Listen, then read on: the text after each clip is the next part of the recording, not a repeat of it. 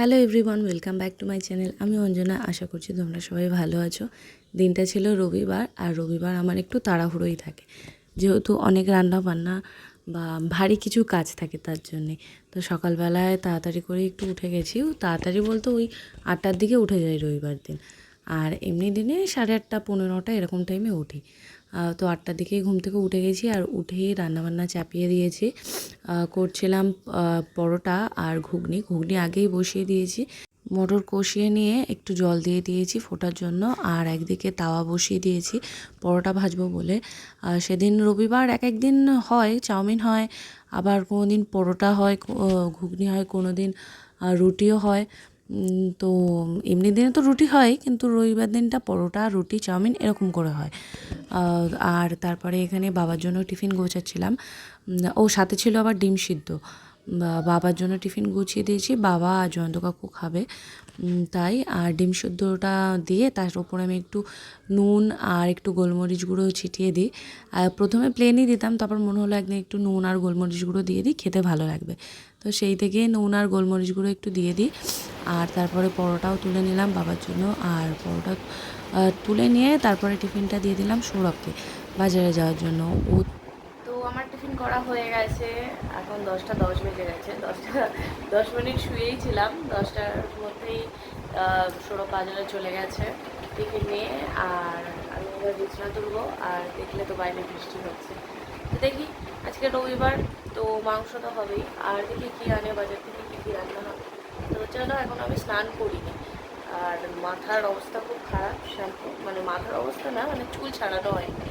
তো চুলের অবস্থা খুব খারাপ, মা ছাড়িয়ে দেবে, আমার পক্ষে ছাড়ানো অসম্ভব। আর শ্যাম্পু আজকে করবো না, কারণ বৃষ্টি হচ্ছে, এর মধ্যে শ্যাম্পু করলে আমার লাগবে ঠান্ডা। অলরেডি ঠান্ডা লেগে রয়েছে এখনও হালকা হালকা, কয়েকদিন আগেই শরীর খারাপ থেকে উঠেছে। তো চলো, এখন বিছানাটা গুছিয়ে নিই, আর তারপর স্নান করি, তারপর ব্লগটা আবার কন্টিনিউ করছি। তারপর সৌরভ বাজার থেকে বাজার নিয়ে চলে এলো, আর বাবাকেও টিফিনটা দিয়ে এলো। খাবার খাওয়ার মতো আমি, মা আর সৌরভ। তো তার জন্যই সৌরভকে খাবারটা দিয়ে দিচ্ছি। আর মা বললো, মা নিয়ে নিয়েছে খাবারটা, আমি তখন কিছু একটা করছিলাম তো মনে নেই। তারপর আমি আবার একটু পরোটাটা মানে ঘুগনি ডুবিয়ে একটু গালে দিলাম, কারণ আমি খাচ্ছি মুড়ি ঘুগনি, আমি পরোটা বা লুচি রুটি দিয়ে ঘুগনি খেতে পারি না, ভালোও লাগে না আমার। তা ওই জন্য তবু একটু ইচ্ছা হলো কী রকম খেতে লাগে টেস্ট, তো তার জন্য একটু টেস্ট করে দেখলাম। আর বাবা এখানে এক গাদা মাছ এনেছে, পার্শে মাছ, চিংড়ি মাছ। সেই চিংড়ি মাছই বাছতে বসে গেছে, আর পার্শে মাছগুলো কাটার টাইম পায়নি, তাই ফ্রিজে ঢুকিয়ে দিয়েছে, কারণ চিংড়ি মাছটা অনেকটা, কাটতে কাটতে অনেক সময় লেগে যাবে। তারপরে এখানে আমি মাংস বসিয়ে দিয়েছি, মাংসের জন্য মশলা কষাচ্ছিলাম। আর রান্নাবান্না করতে করতে রূপসাও চলে এসেছিলো, তাকে আর ভিডিওতে নেওয়া হয়নি। কথা বলতে বলতেই রান্না করছিলাম। আর তারপর তার সাথে রান্না করেছিলাম কুমড়ো শাকের একটা চচ্চড়ি, নানান রকম সবজি, চিচিঙ্গে, ঝিঙে, পেঁপে, কাঁঠালের দানা এইসব দিয়ে, আর কুমড়ো শাক ডাঁটা দিয়ে একটা চচ্চড়ি মতো করেছিলাম। আর এটা হচ্ছে পাপিয়াদের বাড়ি থেকে তরকারি দিয়েছিল। তারপরে দেখি ঘরে গিয়ে রূপসা মাসাজ করছে, মানে মায়ের পিঠের ওপর উঠে হাঁটছে। মাই বলেছে রূপসার ওয়েটটা এমনই, না হালকা না ভারী, তো তার জন্য ওকে পিঠের ওপর হাঁটতে বললে বা পায়ের ওপর হাঁটতে বললে খুব কষ্ট হয় না, বেশ আরামই লাগে, বরং কেউ টিপে দেওয়ার থেকে আরাম লাগে ও হাঁটলে। তার জন্যই মা ওকে পিঠের ওপর তুলে দিয়েছে। আর এখানে আমার সাথে কথা বলছিল।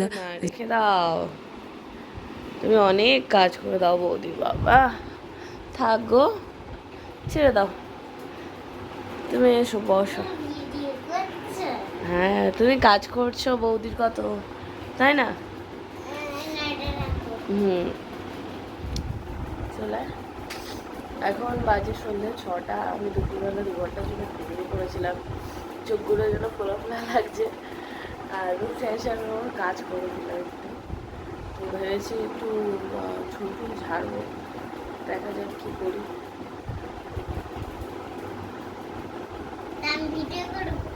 হ্যাঁ, তুই করে দিয়ে আয়।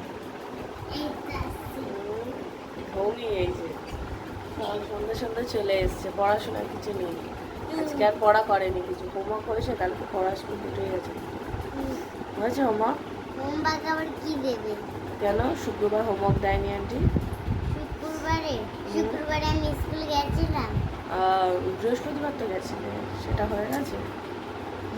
বৃহস্পতিবারের হোমওয়ার্ক তো হয়ে গেছে। আচ্ছা ঠিক আছে। সন্ধ্যেবেলায় আমি লেগে পড়লাম একটু ঘর গোছানোর কাজে।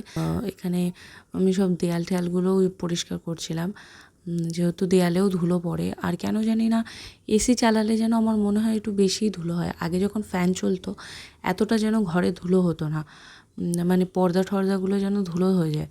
তো আমার মনে হয় যখন থেকে এসি মানে চালাই তখন থেকে যেন একটু বেশি ধুলো হয় ঘরে।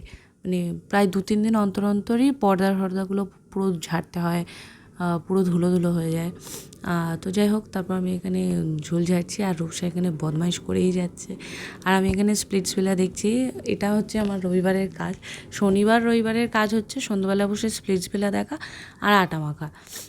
তো সেদিন আটা মাখিনি, স্প্লিটসভিলা দেখছিলাম আর ঝোল ঝাড়ছিলাম। আর এই ঝোল ঝাড়তে গিয়ে একটা কাণ্ড হয়ে গেছে, যদিও আমি ইচ্ছাকৃত করিনি, আর মানে আমারও দোষ ছিল না, এটা অটোমেটিকই হয়ে গেছে। এইদিকে দেয়ালটা ঝাড়ছিলাম, ঝাড়তে ঝাড়তে ওই যে বাসন রাখি, যে কী বলবো, ওয়ার্ড্রপ বলো, ওয়ার্ড্রপ ঠিক নয়, একটা টেবিল কাভার টাইপের, ওই কাভারটায় যে একদিকের কাচটা একটু ভাঙা ছিল, আর সেটায় কাচটা খুবই আমি সাবধানেই পরিষ্কার করি, যেহেতু কাচটা ভাঙা তাই ফট করে ভেঙে যাওয়ার চান্স থাকে। মাঝখানেই ফাটা ছিল পুরো কাচের।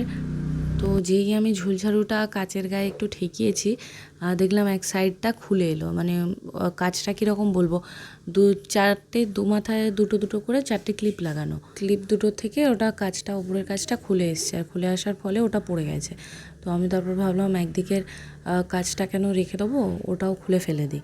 আর রূপসা শুধু বলে যাচ্ছে বৌদি কাচ ভেঙে দিয়েছে, কাচ ভেঙে দিয়েছে। কারণ আমি বলেছিলাম তারা সৌরভ দাদা আসুক, বলে দেবো যে তুই কাচ ভেঙে দিয়েছিস। ওই জন্য নিজের পিঠ বাঁচানোর জন্য আগে আমার নামেই দোষ দিয়ে দিচ্ছে।